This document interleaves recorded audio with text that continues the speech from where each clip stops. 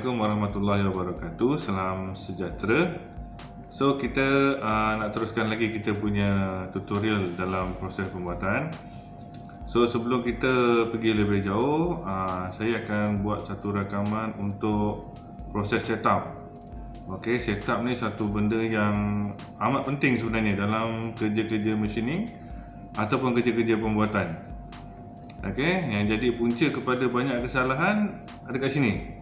Keselamatan, tips-tips yang saya akan beri nanti dia ambil berat.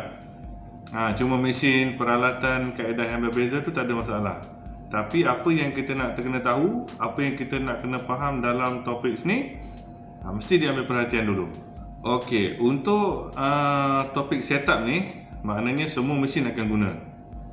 Okey, mesin CNC akan guna, mesin konvensional pun akan guna. Okey, faktor-faktor berlainan mesin tu kita rujuk dengan tempat latihan kita dan juga peralatan lah. Sebahagian kita menggunakan konvensional. Contohnya macam edge finder, kita gunakan edge finder konvensional.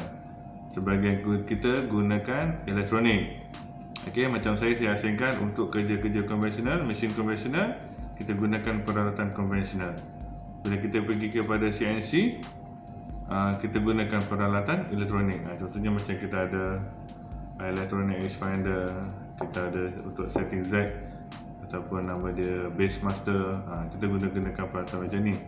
Kerana sebahagian daripada proses pembuatan ni saya gunakan CNC. Kerana faktor-faktor pelajar yang ramai mesin tak cukup, jadi saya akan apply semua mesin. Okay, ada sebahagian features ataupun bentuk yang saya gunakan CNC. Kalau untuk profil yang 3D saya akan gunakan CNC, ataupun kantor bor yang besar-besar saya gunakan CNC. Nanti saya akan tunjuk dalam satu topik khas untuk CNC machining. Kemudian ada juga saya gunakan 4-jaw chart untuk lathe machine ataupun turning machine. Itu pun saya akan buat video khusus macam mana nak gunakan 4-jaw chart. Okey, tapi yang saya ajar ialah proses plan atau teknik kerja.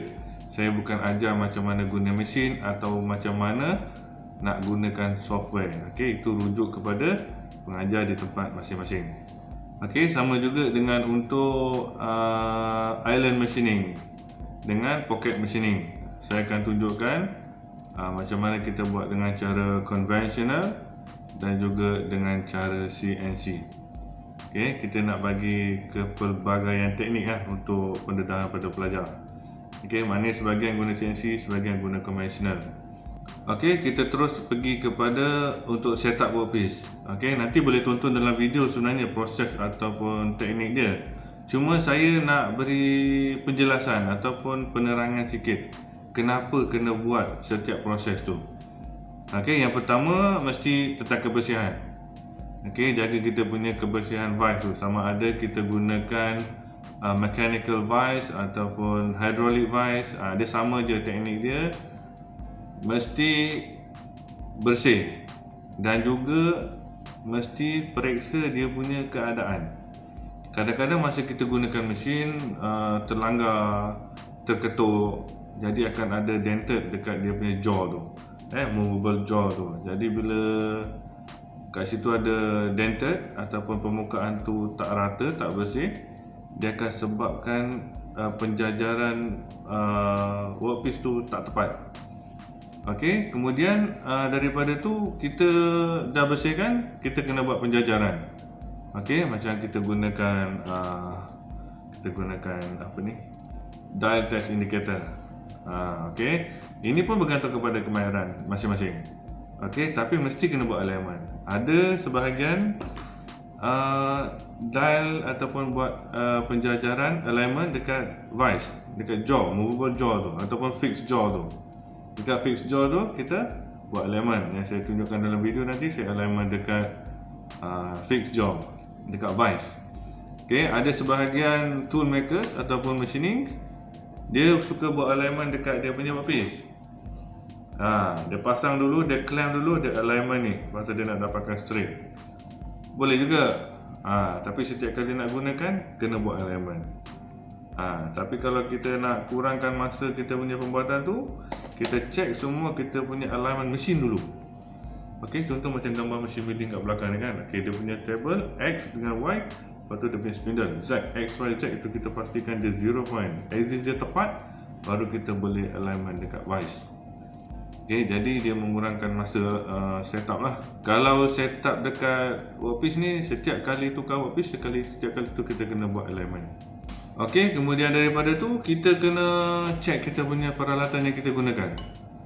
Ok, contohnya kita punya parallel strip ataupun parallel bar, kena check ni.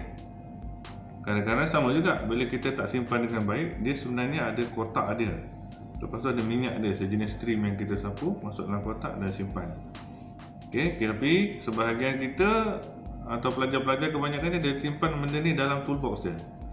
Jadi dia berlaga dengan tools, berlaga dengan skru, dengan peralatan-peralatan lain, dia akan rosak, jadi dented. Jadi sebelum kita gunakan, kita kena check ni. Ok, dia ada kesan dented, kita kena gunakan diamond file.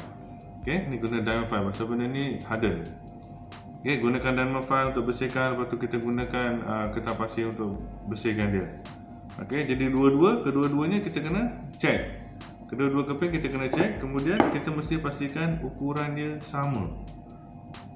Kenapa? Ada parallel strip yang ukuran dia dekat-dekat. Contohnya 50.00, ada nanti yang 50.03. Tapi bila kita pegang dua-dua tu, dimension dia agak-agak macam sama. Tu kadang-kadang kita tak perasan. Okey, dua benda ni, dua keadaan ni, sama ada dia tak sama tinggi ataupun dia ada dented. Jadi kesan dia apa nanti, bila kita pasang kita punya workpiece, kita set up, jadi workpiece kita akan sengat sebenarnya. Kalau dia sengat 0.1 ataupun 0.2 pun, dia akan mengganggu. Contohnya nanti kita nak pasang pillar. Okey, benda ni kita nak pasang kat sini contoh dia. Jadi bila workpiece tu sendiri dah sengat, lubang tu akan sengat. Jadi pillar ni akan sengat. Nanti dengan bush dia tak boleh masuk. Ataupun masuk separuh, dia dah tak boleh masuk pasal dia jadi bersudut. Yang ni kena ambil berat. Pasal kita buat komponen-komponen kita nanti nak kena pasang.